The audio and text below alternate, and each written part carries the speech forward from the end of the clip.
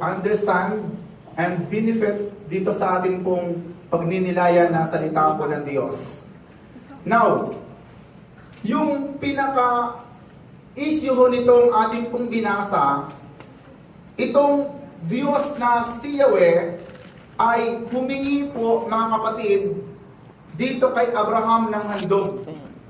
At doon sa ating nga binasa, walang ibang hinihingi ang Diyos na handog sa kanya, kung hindi mismo, mga kapatid, yung kanyang anak na si Isaac.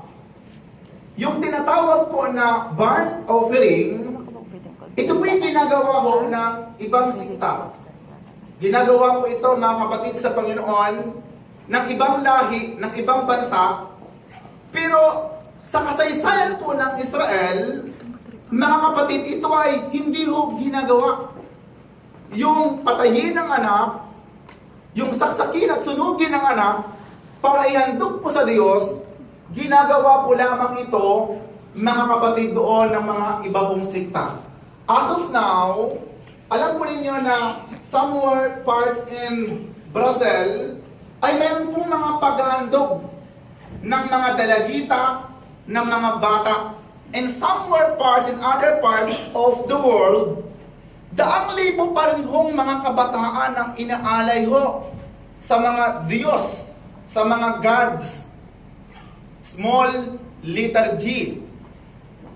Ito ay ginagawa ho, mga kapatid, sa Panginoon bilang praktiso nila na dapat ihandog o pag-alaya ng buhay ang kanila pong mga Diyos na kinikilala.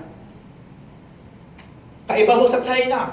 Sa China ho, mayroon pong mga namamatay ho ng mga kabataan naman.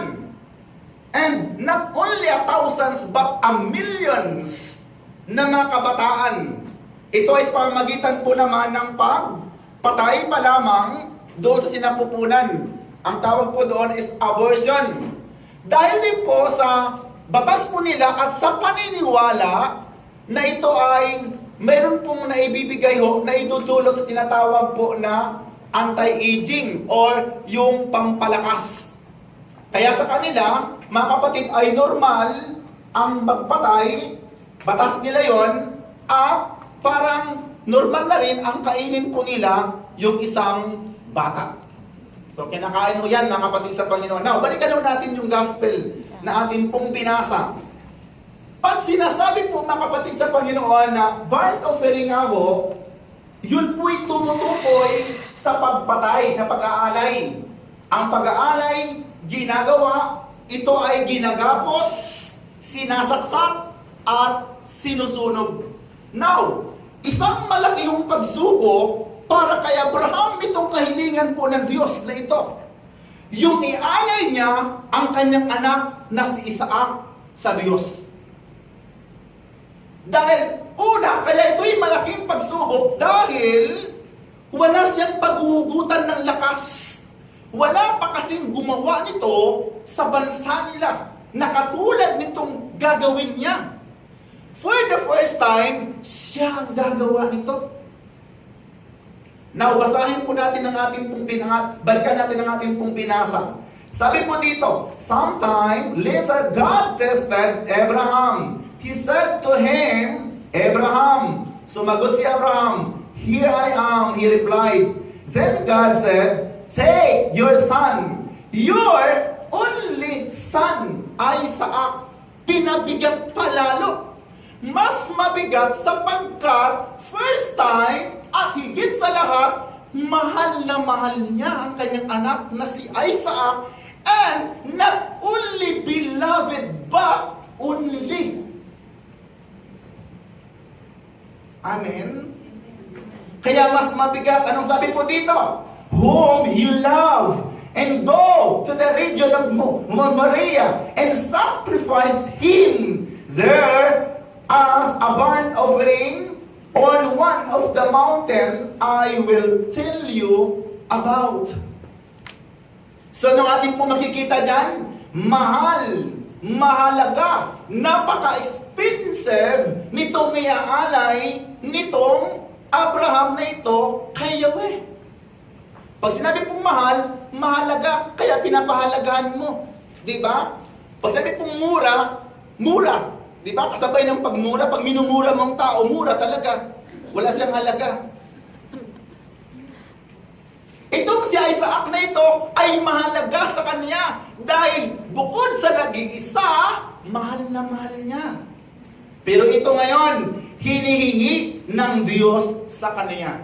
According po sa mga pag-aaral ng mga Bible scholar, sa panahon pong ito, ang edad po ni Isaac probably nasa 15 to 37 years old.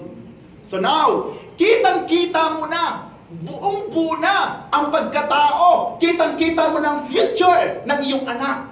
Na siyang pagmamanahan mo, na siyang susunod sa yapak mo, na siyang magpapatuloy at magdadala ng iyong pangalan. But now, hinihingi sa kanya ng Diyos. Hindi sanggol, hindi fetus, kung hindi isa ng buo na tao. Now, tuloy po tayo.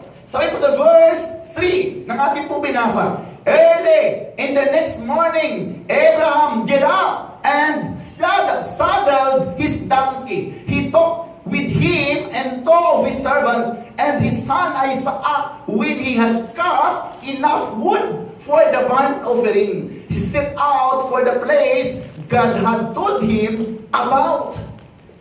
Tuloy pa rin po natin para mabilis agad matapos. Okay lang po ba yan? Amen din daw. Excited agad matapos eh. Rapakan natin muna si Lord. Yung malakas pa lang pa. Yung malakas pa. On the third day, Abraham looked up and saw the place in the distance. He said to his servant, "Stay here with the donkey, while I and the boy go over there. We will worship, and then we will come back to you." So ano natin makita dito? Hindi po nagpatumpik-tumpik itong si Abraham.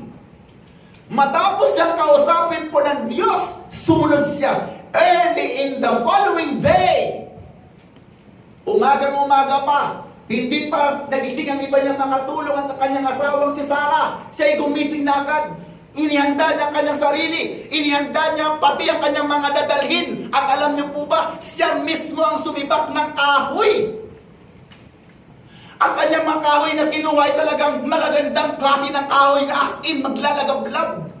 Na hindi mo na kailangan paghipan pa. Ubusan ng gas. O kaya naman pa, tawag nun yung yung pagkasimula ka ng pagsiga ng kahoy, yung tawag doon. Yun na yun. Ang tawag na pinaniningas. Hindi na kailangan pagpanigasin. Sapagkat mga first class ng kahoy ang kanya pong sinibak. Then, ano po sabi po doon? Si Abraham, siya po'y naghanda. At kasama po nito, ang kanyang mga inihanda, kanya pong dinala doon sa kung saan bundok ng Moriah na itinuro ng Diyos na kung saan paghahandugan niya sa kanyang anak na si Isaac. Siya po'y nagdala ng apoy, nagdala po ng knife. Ano bang knife? Ng kutsilyo. Nagdala po siya ng tali, of course. Dahil sa ito, kinalihan si Isaac eh. Nagdala ng tali, nagdala po ng kahoy, nagdala po ng apoy, nagdala po ng oil at reserve oil. Dahil sa panahon po yun, hindi man uso ang lighter, lalo hindi po uso ang pusporo. Ang apoy ay yun po'y iniingatan, hindi po pinapatay. Sa buong buhay po ng mga Israelita ng mga panahon po yun, may apoy dapat laging nagniningas sa loob ng bahay. Try to imagine kung anong sakripisyo pa lamang itong ginawa ni Abraham sa kanyang paglalakbay, ang apoy dala-dala niya. Now, tingnan pa rin po natin. Ano sabi doon? On the third day, nakita niya ang bundok. Nakita niya pa lamang ang bundok. Alam nyo, pag nakita mo pa lamang ang bundok, malayo pa yan. Na kami po'y naglalakbay, mga kapatid, papunta po doon na ako'y umuwi ng nakaraan pong linggo, pumunta po kami pagbaba po ng airport, diretso na po kami ng Baguio. Eh, ito na ngayon. Nakakita na ako ng kabundukan ng bagyo. Akala ko yun na mismo yan. Ang layo pa rin pala. Ang layo. Nakarating ho kami doon. Nakita ko yata yung mga bundok. Mga, anong oras ba yung mga alas 7. Nakarating kami sa Baguio mismo, alas 11 na ho ng gabi. Pwede imagine? Ang layo pa rin pala. Tulad ng aming pong pagpunta naman sa Masbate, kami po yung dumaan doon sa Albay, somewhere in Bicol Park, na kung saan ay makikita mo yung bundok na Mayon. Yung sister wife ko nakipagtalo, doon sa unang bundok namin nakita yun daw po yung Mayon. At gusto niya ng pa-picture. Sabi ko sa kanya, hindi yan ang Mayon. Hanggang sa hindi niya nakita dahil ginabot na kami ng gabi. Yung pabalik namin sa kami pagpa-picture sa Mayon dahil umaga na. So, naniwala sa talaga hindi yung Mayon. Panakita mo, hindi Mayon. So, makita ho natin dito, after 3 days, nakita niya pa lamang ang bundok na kanyang aakyatin. And remember, hindi naman sila nag-take by subway or by KTX. By foot. Naglalakad sila, kasama po yung dangki. Ano nga din po makita po dyan? 3 days! Lot of time. Lots to travel. And lots to tired. At higit sa lahat, lot of time to change his mind. Remember, kung ikaw ay maglalakad sa loob ng 3 araw, kasama mo ang iyong anak, dahil sa sinabi ng Diyos, ang anak mong ito ay handog mo. Pagod ka na. At of course, nagkakaroon ka lang mas malalim na affection doon sa iyong anak. Dahil alam mo, ang anak mong ito yung dulo ng pupuntahan mo, ibibigay mo sa Diyos. But in the fact, na ganoon kahabang panahon na ibinigay ng Diyos sa kanya with his son, Isaac, hindi nagbago ang kanyang pasya. Nakikinig po ba kaya? Amen. Parang hindi lang eh. Wala pa ka natin po na pag-inaman. Hindi nagbago ang kanyang pasya. Tuloy po natin ang ating pong pagbasa. At nang makita pa rin po natin. Sabi ito, stay here and we will worship, and after worship kami ay babalik. Now, makinig po kayo. Nasabihin po niya, stay here and we will worship in spite of this offering. Ay saan? Sa kabila na ako'y mawawalan ng anak, ako ay sasamba sa Diyos. Ako ay susunod sa Diyos. At sinabi niya sa kanyang mga katulong, stay here. Why? Sapagkat ayaw ni Abraham na katulong niya ang pipigil sa kanya sa pagsamba sa Diyos. Ayaw niya na maging dahilan na ang kanyang mga kasama na ito ang siyang maging dahilan sa pagpigil niya sa kanyang gagawin na pag-aalay ng kanyang anak. But, on the other side, tinanong natin, nang sabihin po niya, we will come back. Hindi sinabi na ako'y babalik.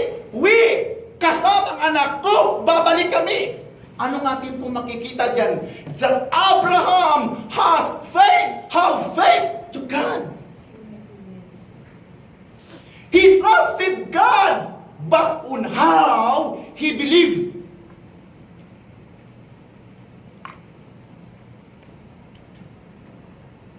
Tayo, sa paanong paraan po natin sinasamba ang Diyos?